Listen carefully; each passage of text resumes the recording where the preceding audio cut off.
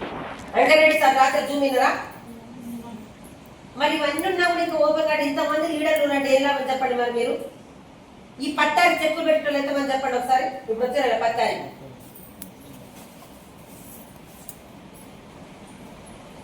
Madam నా గురించి మీ గురించి కాదు, లైఫ్ ఇది ఉంది. మారండి, చెయ్యండి, ఇంతకన్నా మించింది ఏదే. అర్చన మేడంకి బస్ ఎక్క బస్ దిగే తెలియదు, ఆ వెంట పోతే నాకు ఇప్పటికీ నమ్మకం ఉండదు. ఎందుకున్నామంటే మేడంకి లోక జ్ఞానం తెలియదు కాబట్టి ఏడ దిగే తెలియదు. అలాంటి ఆమె కూడా ఏం లేదు, నిలబడ్డది అంతే, నిలబడ్డది. మీరు ఏడికి పోతే వాటికి వస్తాం మేడం, మీరు ఏం చెప్తే అది చేస్తాం మేడం, సార్ ఏం చెప్తే అది చేస్తాం మేడం అన్నది. ఈరోజు మంచి లీడర్లు వచ్చిరు, ఆమెకు చెక్కు కూడా వస్తుంది, తెలుసు కదా. ఆ మేడం బయట నిజంగా చెప్తున్నా కదా, ఆ మేడంకి లోకజ్ఞానం తెలియక బయట ఆమె చేసే పనికి ఆ మేడంకి ఓపిక ఏడ చేయలేదు. కాబట్టి నాకు తెలిసిన లెక్క ప్రకారం సిస్టమ్ దగ్గర కూర్చొని 20,000 కూడా ఇయ్యరు, 20,000 కూడా ఇయ్యరు. ఆమె పని చేసే విధానం తెలియదు, పని పోలేదు ఇంతవరకు. ఆమె నేనంటే అన్ని పనులు చేసినా బయట ఎలా ఉంటుంది, ఎవరితో ఎలా ఉండదు నాకు తెలుసు.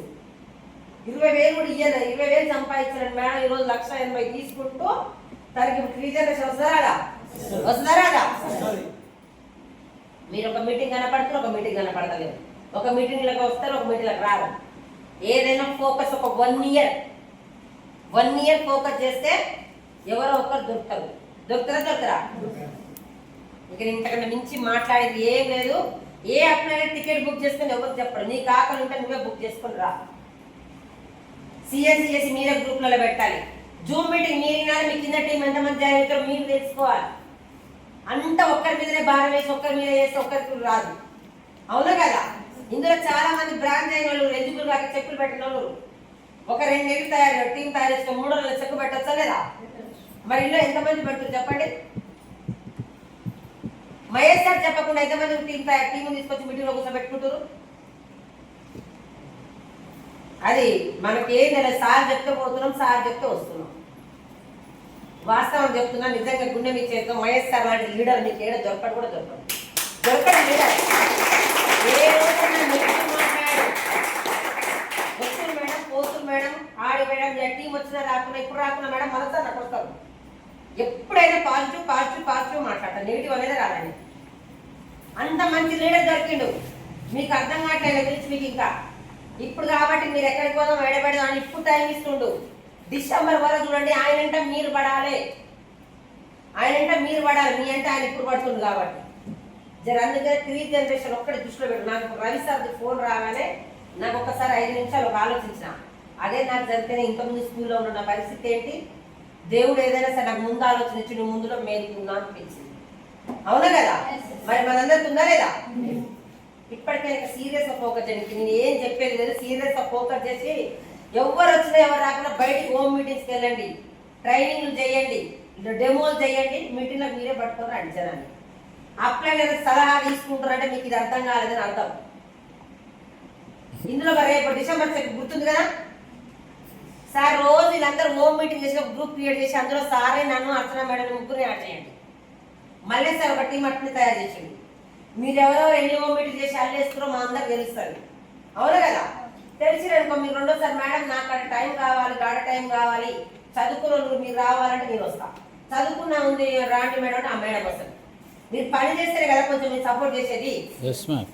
అందుకని ఈ రోజు నుంచి గ్రూప్ క్రియేట్ చేయించి ఆ గ్రూప్ లో మీరు ఎవరెవరు ఏడ హోమ్ మీటింగ్ చేస్తారో అన్ని అందులో పడాలి.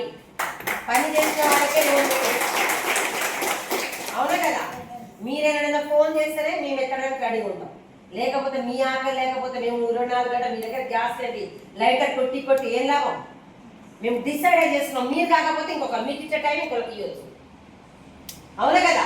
ప్రతి మనిషి దీని గురించి అర్థం కాక సిస్టంలో ఉండక, నేను కూడా ఒకప్పుడు అలానే చేసిన, ఏదో ఒక రోజు మాత్రం అర్థమైతే రోజు మాట్లాడే మీటింగ్ కూడా కరెక్ట్ కాదు.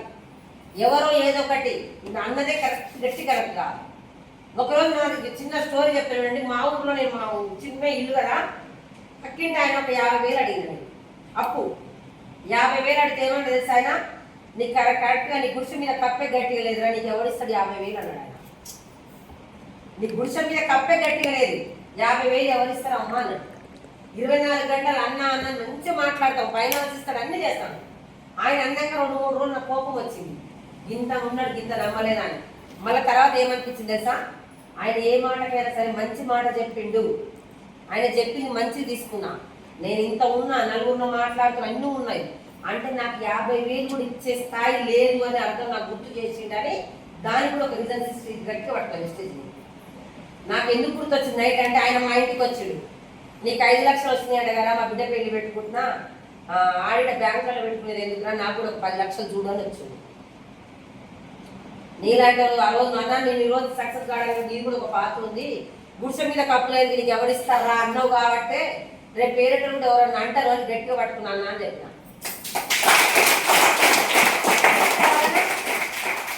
ఇసరా ఒక్కసారి ఆలోచించండి.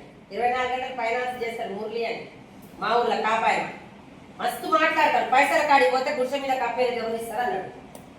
ఫస్ట్ బాగా అనిపించింది, తర్వాత నాదేమో నాకు గతం గుర్తు చేసిండు. మీకు కూడా చాలా మంది కూడా బాగానే ఉంటారు. ఎవరైనా నువ్వు డబ్బులు అడుగు సరే చూస్తాడ 2 సార్లు ఫోన్ ఎత్తాడు, ఎత్తుతారా? మరి అలాంటి ఎత్తడని తెలుసు, అన్ని ఆపత్తులు తెలుసు. మరి ఒకటి వచ్చింది కదా, రేపు మన దగ్గరికి అందరూ వస్తారు కదా, బెల్లం ఉంటే ఈగలు వస్తాయి కదా, మరి సీరియస్గా ఫోకస్ చేయొచ్చు కదా. పంట పండిందంటే ఇంట్లోకి రాదు. మీరు ఇందులో ఉన్నవారు అందరూ కూడా సక్సెస్ అయితే నాకు నమ్మకం లేదు. సక్సెస్ కావాలంటే వర్క్ చేస్తే ఈ రోజునంట ఈ మాటలకు మారి లేదు మేడం ఇప్పటి నుంచి మేము చేస్తాం, మేము కూడా 3 జనరేషన్లో ఉంటాం అన్న వాళ్ళు మాత్రం రోజు హోమ్ మీటింగ్ చేసి గ్రూప్లో వేసి మీటింగ్లకు అటెండ్ అయితే డిసెంబర్ మీ గోల్ అయ్యేటట్టు అయితేనే పెట్టండి, లేకపోతే పెట్టకండి. 50,000 అన్న కాడ 30,000 వస్తే లాస్ట్ ఏం కాదు, కానీ ఆ 30,000 అన్న రావాలి. 30,000 దగ్గర పని చెయ్యాలి. చాలా గ్రేట్. ఇంకా మన టీంలో మనం కొన్ని టీంలో రిమూవ్ చేసి పడేస్తారు ఒక నెల సిస్టంలో లేకపోతే. అందుకనే గట్టిగా సీరియస్గా ఫోకస్ చేయండి. నాకు రవిసార్తో గుర్తొస్తుంది 24 గంటలు వెస్టేజ్ లేకపోతే నన్ను ఎవరు డేకెటోడు కూడా కాదు. మా స్కూల్లో చేసినట్టు మా మేడం ఎవరినో ఒక ఆటో కట్టించి మా ఇంటికి ఫోన్ చేసి సార్ ఉస్మానియాకు గాంధీకి పంపించిన తీసుకెళ్ళండి ఆయమ్మని చెప్పేటోడు. అవును కదా, మరి రియల్ లైఫ్ అదేమన్నది. అందుకనే జర సీరియస్గా ఫోకస్ చేసి ఇంకా ఈరోజు మీ రవి సార్ న్యూస్ మీ మంచిగా తెలిసిందని చెప్తున్నాను. మీ మంచిగా తెలిసింది కాబట్టి పిల్లల భవిష్యత్తు మారాలంటే వెస్టేజ్ కన్నా మించిన అవకాశం లేదు.